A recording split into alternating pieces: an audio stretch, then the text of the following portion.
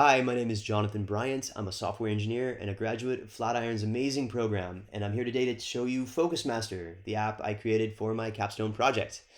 Before transitioning full time to software engineering, I worked as a board certified behavior analyst designing and managing treatment programs for individuals with autism and related disorders. For the last 5 years of that career, I worked nearly exclusively as a consultant for school districts. So, if a student were struggling for behavior related reasons, I'd get a call to come observe the situation and design strategies to help support that student. But by far, the most common request was to help students who struggled significantly with attending, so just paying attention for any given period of time. And the strategies I employed most often in that scenario were concepts of self observation and self recording, where, to put it succinctly, when you're aware of your own behavior, you're more likely to change it. That's the driving force behind Focus Master, so let's take a look.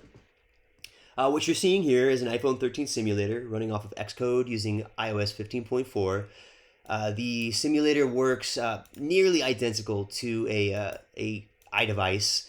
My app's right here, so when you tap on that, we'll get to the login screen where I can either log in or sign up. So I'll go ahead and log in. And I do have a keyboard that I can toggle here. You know, that is there. I'm going to go ahead and use my own keyboard just because it's a little easier. Oops, wrong password. All right. So when the user logs in, they hit the home screen. They've got some very brief instructions on how to use the app. The idea was that this app would be literally in a teacher's back pocket, and if they hadn't used it in a while, they can pull it out and get quick reference for how to use it again. And then this contact button was really important to me because I want that feedback, right? So right now, when you tap on that, it's just going to open up the Gmail on the web browser. I had to learn the hard way that the simulator does not have a mail client. It does not have the mail app on it. So in the deployed version, that contact me button is going to open up an email with my email address plugged in so that I can get that feedback easily. On the right tab over here, we've got the profile where I can either log out or delete my account, but the core functionality is on the focus tab. So on this tab, I can set my duration and interval. Basically, I'm saying, hey, how long do you want to focus for, and how often do you want your check-ins to occur? For demo purposes, I'm going to do a 10-second duration with a 2-second interval. In the real world, I might do something, for me, if it were me, 60 minutes of work time and a check-in every 5 minutes is something I like to use. But for today, we'll do 2 seconds and 10 seconds. So I'll tap on focus, and the screen goes blank for 2 seconds. And I'll need you to use your imagination a little bit there because ideally what would happen is the screen goes blank and then the student gets to work.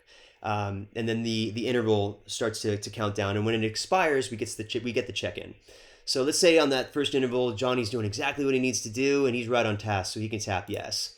So when he taps yes, the hero attacks the monster. We see that the hit points drop. We got some of that visual indication of progress there. In order to quote unquote win the game, winning is from a clinical perspective. We're winning if the student is on task 80% of the time or better, right? We don't need perfection. We're not going to expect perfection, but 80% is pretty good. So we're pivoting off of that here. So if the user drops below 80%, they're going to be in trouble, right? So let's say on the second interval, Johnny's still doing great. We're losing more hit points here, but on that third check-in, squirrel, something shiny, and Johnny's off task. So on this check-in, he taps no. So he loses all his hit points. That's only because we only have 5 intervals here. If we had a lot more intervals, that bar would drop like the monsters is here. But because we can't be off task more than 20% of the time, that hit bar is going to drop really fast here for the hero. So yeah, now he's running away, but I really wanted to give the user or the student here some sort of these visual indications of progress and momentum. So if he does manage to turn it around and he's on task this next interval and taps yes, we stop running, and we stand our ground. We're ready to fight again. But if we're off task again, we're back to actually we fell down. So once you fall down like that, and the session's all the way over, but once the user falls down, that's some feedback that, hey, we're not going to hit, no matter what, we're not going to hit 80%, which we didn't. We're at 60. So as far as where I'd want to go forward with the app, I'd love to keep developing the screen here and give the user some sort of a visual or graphical depiction of their progress over time. So maybe showing a graph of their score over time, because I don't. It's great to feel like things are getting better, but we want to know, we want to prove it, right? So I think that would be a really great addition and a next step for this app. So that is the core functionality of Focus Master. Go ahead and log out, and that's it. Thanks for watching.